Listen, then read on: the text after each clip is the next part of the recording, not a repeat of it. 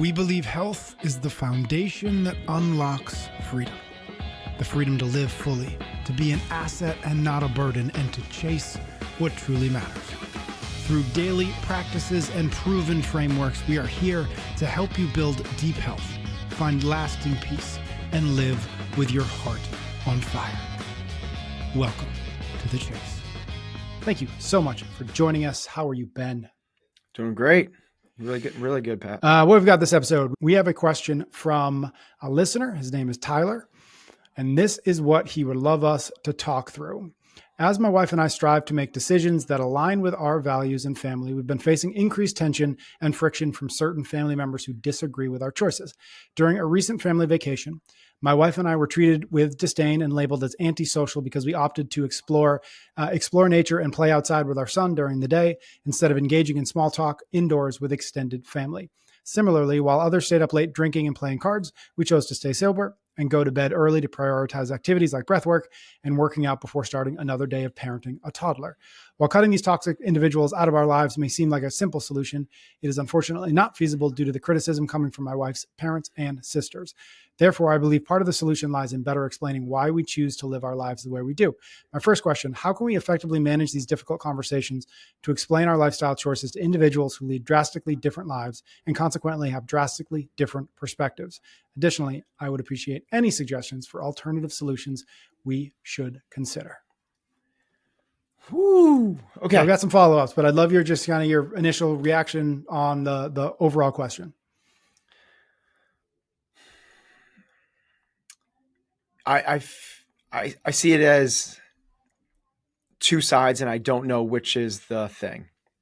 The first one is, does the conversation need to be about how to have these conversations? Mm-hmm. Or is it, we need to modify our own behavior to actually fit into the group better? So let's do the first one first, or the second one first, which is, I totally get not wanting to stay up late, not wanting to drink, the idea that I want to be primed and I value health and I want to be outside and I want to have energy and be present raising our toddler.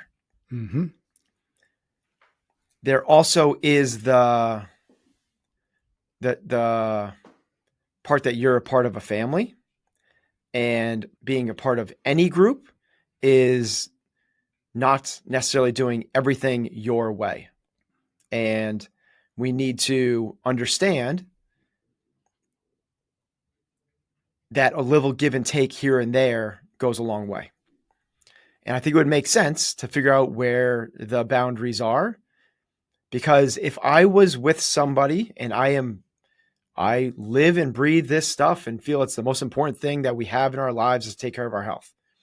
If I was with somebody and we were at a family gathering and they didn't come inside to have conversations with us and only were outside playing with their toddler, that is antisocial to me. Mm. And I would encourage them to pick their battles, not try to win every single battle they possibly can, but pick the battles so you can win the war. Because you're going to end up losing the war if you try to win every single battle. My suggestion would be, I don't need to drink and I don't need to stay up all night playing cards, but I can sit around a table and do small talk. Like, that's a part of socializing. It's a part of being a part of life. And then I'll go out and I'll spend my 5 to 10 minutes here or there. Or if I'm there for a full day, I'll go out and spend 45 minutes, an hour kicking the soccer ball in the backyard with the kids. But it's important that it's not all my way or the highway. There has to be some give and take in every group dynamic, especially a family. So I would challenge these people are toxic and try to get a good grasp of what we mean by that. Now, if the talk is toxic, where it's drama and complaining and negativity and ripping people apart and backstabbing, that's completely different, but that's not what I heard. I heard small talk. Talk about the weather, talk about the local sporting event, talk about some light politics, talk about, grandpa's failing health issues. Like, cool. Like, that's what we should be doing at family gatherings. So that would be the first side. The second side is, nope, I want them to understand. I do feel like what we're doing is balanced. I do feel like we're trying. I do feel like we're finding a happy medium, but they still don't understand. Like when we go to bed, like they're calling us out for going to bed earlier, not drinking. That to me is a little bit different, where you go and you have the conversation, really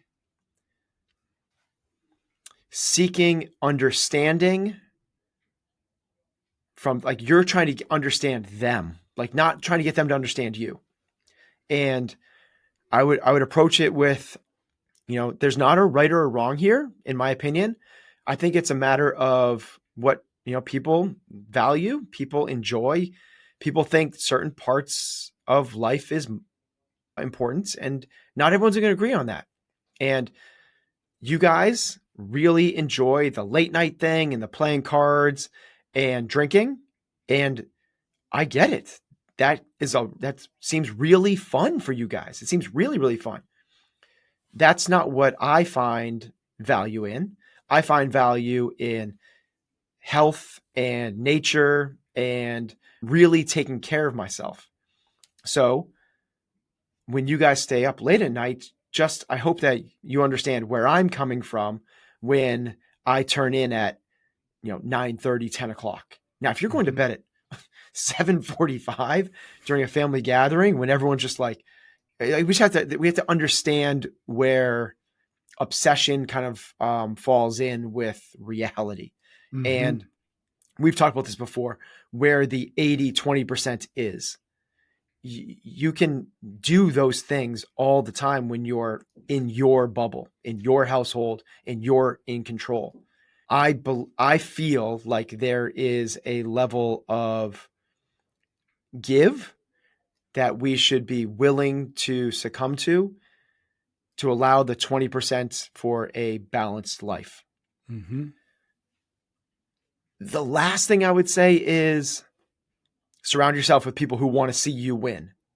No drama, no complaining, no gossip, just good vibes and positivity. If they are toxic, that doesn't fit into the prescription. But let's understand what toxic is. Is it because they stay up late at night drinking? I don't see that as toxic necessarily, but that's for each person to decide on their own. You mentioned the word obsession. I think that was one of the things I was thinking about with this question, which is, where do you draw the line, or where can we draw the line between like being obsessed, which when I hear that word and I say, there's sort of, it's a bit pejorative to me. Like obsession generally is not something I think of as necessarily a good thing, but we are in a community of, like, we came up in a movement of, like, we very, very much could be categorized as like, you people are obsessed with this. And so I say that coming out of that context, which is like, where is the obsession on health beneficial to us? And where does it, perhaps in Tyler's case, maybe getting in the way a little bit? Where, to your point about the 80-20, like, it's really easy to obsess and forget that there's a difference between obsession and, maybe we can use the word compliance. This 5 to 6 days a week, like, that to me is compliance. That's not obsession, but it's easy to tip over to obsession. Yeah, compliance is one. I would put something maybe in between compliance and obsession and call it passion. Mm-hmm. So I think compliance is like, okay, I'll do that. It's just like checking boxes. Yep. This is the things I need. I know I need to do. That's compliant. Passion is like, I enjoy this. I get fulfillment out of this. Mm-hmm. It's a thing that I think fits really well in my life. I look forward to this. I like what this does for me. Obsession is this at all cost. Here's another definition, which I think I got from Brandon Bouchard, is passion. People cheer you on for passion. Like, I'm so happy that you found something that you enjoy, Patrick. This podcast thing seems like really awesome. And I'm so happy for you that you found able to bring up your passion to your work. That's passion. Mm-hmm. Obsession is when people are scared for you.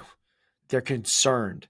Like, Patrick, you and this podcast thing, it's absorbing you. This thing it's too much. Like, you have to, like, there's other things in this world. Here's my take on these. If you want to be the best in the world at something, you need to be obsessed. So The Kobe Bryants, the Tom Bradys, and the Michael Jordans are obsessed. They are fully obsessed and absorbed and singularly focused on that endeavor. And because of that, they can be the one. I've trained and worked with people that have become the one, and I can say firsthand, it was obsession. Mm-hmm. When it becomes a passion, you're probably not going to be the one because somebody else is obsessed, and they're going to move ahead of you. Now, for the evolution of this conversation, believe passion is way better than obsession, because a singular thing is dangerous.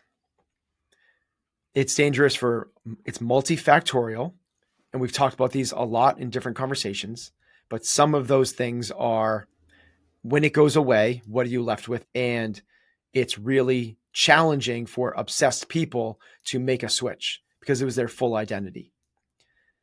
When you get the thing you were searching for, the wins, the applause, the accolades, whatever that might be, and you realize that happiness does not come along with that, that's a dangerous place to be. The things that you burn along the way to get to that thing is a dangerous thing. I would much rather have people create a little bit more of a balanced approach and because you can be passionate about multiple things. I'm passionate about being a dad. I'm passionate as an entrepreneur. I'm passionate as a coach, and I'm passionate about my health and fitness and the relationships I have and the ability to share this. Like, I'm passionate about this, but that's very different than being obsessed. If I'm going to be obsessed about something, there is nothing except the path that you're on, and any deviation is essentially falling off the tracks, much like our friend Tyler. So this might be a level of obsession. Like, if I can't get my breath work in today, who am I? What am I doing? If I can't be out in nature today, what does this mean? And I'm not saying this is Tyler because I don't know. And Tyler sounds like a guy I would want to hang out with, honestly. Right. And he's asking the right questions. But we just have to be aware of this stuff, of when is it tipping over? Because as we get passionate about something, it can lead, because it feels so good. Like when I started doing breath work, and I did breath work for 300 days one year. And there was times that, like, I need to get this in. Like, cool, as long as we're not so laser visioned on it, we don't see the other things that we're sacrificing. Let's pause to say thanks to a few sponsors, and we'll be right back to the conversation. We're brought to you by Element, the electrolyte drink mix that helps you perform at your peak without any sugar or artificial ingredients. Head to drinkelement.com/excellence to get your free sample pack with any order. You know that feeling when you're dragging during your workout, or you hit that afternoon slump? That might be an electrolyte issue. Element gives you the essential electrolytes your body needs: sodium, potassium, and magnesium in the right ratios with zero sugar, and it's also very tasty. Whether you're an athlete following a keto diet or just want to feel your best, Element helps you stay hydrated and energized. Don't forget, you'll nab yourself a free Element sample pack with any order when you go to drinkelement.com/excellence. It's a great way to taste all their wonderful flavors. drinkelement.com/excellence. We're sponsored today by Shopify, the revolutionary platform that's transforming how health and wellness entrepreneurs build their online presence. Start your journey at shopify.com/excellence for just $1 per month. You know what's beautiful about the health and wellness industry? It is built on transformation and growth, just like your entrepreneurial journey should be. Whether you're a fitness or a nutrition or maybe a mindset coach, Shopify gives you the tools to focus on what truly matters: impacting lives. Their intuitive platform handles everything from beautiful website design to seamless payment processing, all so you can focus on serving your community and growing your impact. With powerful social media integration, you can reach your audience wherever they're scrolling, turning followers into customers with just a few clicks. Remember, your expertise deserves a professional platform that grows alongside you. Visit shopify.com/excellence today and start your journey for just $1 per month. Okay, now let's get back to the show. How do you, like, I love this conversation, and I think it's an interesting one, and one we've talked around a little bit, But I think my one question or my question now would be this conversation that we're having, this broader conversation about health and about balance and about chasing what truly matters. Like we've said a lot that the purpose of the gym is not to get necessarily to get better at the gym. It's not to the purpose of eating healthy foods is not to be a person who eats healthy food. It's like it's so that we can fill ourselves up and so that we can serve others in the way that we can serve others. And so I think back to the early days of CrossFit, like I won't speak for you, but I would assume like both of us were obsessed with it at some point in the, Yeah. in 2005 and 2006. And it definitely tipped over from passion to obsession. Like I remember moments similar to Tyler where it's like, sorry guys, I have to go to bed because tomorrow morning I have to get to the gym. Like I remember making decisions like that when now 10 years later, 15 years later, like I can see like, well, that was pretty short-sighted. But at the time it felt like the obsession was a good thing. So all of that to say, like this conversation that we're having around the 5 factors, it almost strikes me that any one of those, when they tip into obsession, you've lost the script. These 5 factors, this pursuit that we're on, that we're talking about, this journey needs to live not in compliance, and it needs to live not in obsession. It needs to live. We need to make sure it lives in passion. And I think sometimes it tips over. I think they can rather tip over in one or two of these elements because they're fun, because we like them, because we fall into a group of people who also, whatever the reasons are. I think it's really important to kind of pull ourselves back and recognize we don't do these things for the sake of these things. We do these things for the sake of something that this allows us to do better or more fully. I really like that in terms of the reason that we chase these 5 factors is so that we become the best versions of ourselves, so that we can get twofold, get to our deathbeds and go back and go like, I'm so glad that I did that, because I really believe that if we don't take care of our health, they've done these studies where they ask people on their deathbeds, what's the one thing that you would go back and change?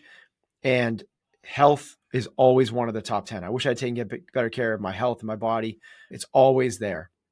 Other ones are, just to tangent this a little bit, but they not spend so much time in the office, but also that the opposite is also there as well. I wish I had really worked hard on things that really matter and built something really cool. Like that's one that shows up a lot is, I wish I had spent more time working, but it's always on things on that something matter. something that mattered. Exactly. Yeah. Built something cool with people. Like other ones are like take care of personal finances better. Obviously, spend more time with the people that matter. That's the highest one. That's always the highest one. Spend more time in self-reflection. Like those are the things. And I think at the end, what truly matters is having this level of health, to your point, to be able to serve other people, fill up your cup so much that you have the energy, vitality, and capacity to be able to help other people in all these different ways, physically, mentally, emotionally, spiritually, financially, whatever it might be. And what we can get caught up in is as we get passionate about this thing, we feel good about what we're doing. And there's a saying for this in the people that meditate and spiritual people. And it's you end up getting because the purpose of meditation is not to become a good meditator, but you end up getting like a spiritual ego where I want to get really good at this thing. And I want to be able to sit, in a breathless state for, 2 hours and be, all this. The purpose of creating a spiritual practice or become a spiritual being is not to be more spiritual than somebody else, just like the meditating is to become a better meditator than somebody else. It's to be able to navigate life better. And that's what we're trying to do. Trying to be aware of is our health practice, the things that we do to push the 5 factors forward. Are we doing that because it makes us feel superior? It makes us feel better than other people that aren't doing this? Or are we doing it really because it's helping us navigate life better? And if when it comes time to share your life with other people, you're not willing to give that little bit up. That should be a trigger for self-reflection. Now, having said all of that, I'm guessing Tyler is probably in his late 20s or early 30s with a toddler. And if I heard this conversation, I would have gone, screw you, Ben. I don't think you're right. And a decade later, I would have gone, oh, no, actually, yes. I think that you just need time for this one. I really do. Like, this is one of those things that if you tell a 25-year-old, they're going to go, he doesn't know what he's talking about. But when they're 45, they're going to go and they're going to be espousing the same thing. It's just one of the evolutions of us as people, is that especially in our society where more is more, and the farther you get down a path, the more, the better you feel about yourself because you're achieving and you're becoming. I just think that we need enough weeks under our belt to have the perspective to look back on this thing. Yeah, I agree with that. Last thing is something we've talked about before, and something you said today made me think of it, and perhaps an interesting idea or interesting framework. We've talked a lot about the difference between I have to go to the gym and I get to go to the gym. And so I was thinking about, that popped in my head as you were talking about compliance, passion, and obsession. And something maybe interesting in the far end of it being, I have to go to the gym, compliance. I get to go to the gym, passion. And I need to go to the gym, obsession. Yeah. And again, right. and folks push back on this, but to me, it feels like this conversation that we're having is, don't tip too far towards the have to, the compliance. Don't tip too far to the need to, the obsession. We want to live somewhere in that middle, that passion zone of I get to do these things. And as soon as we feel ourselves pushing towards, I need to go to bed early so that I can do my 45 minutes of breath work. Sorry, guys. I know we're on a family vacation together. Again, to your point, that might be a trigger to say, okay, a little bit of self-reflection here. Am I tipping too far towards need to, obsession? Am I being a little too rigid in my beliefs and I'm losing sight of some other things? Yeah. Yeah. And then putting that into the framework of the evolution of this conversation, because if we were to have this conversation a decade ago, Patrick, we would have gone obsession, bro. Like I wrote it, like obsession's the thing. Like that's what I thought chasing excellence was in the beginning, was be a world dominator, like become the one. And that it's just evolved, and it's not a right or a wrong. It's just a different phase of life. Thank you very much for tuning into the show. Make sure you're subscribed wherever you're listening or watching so you do not miss another episode. For more frameworks and daily practices, visit chasingexcellence.email.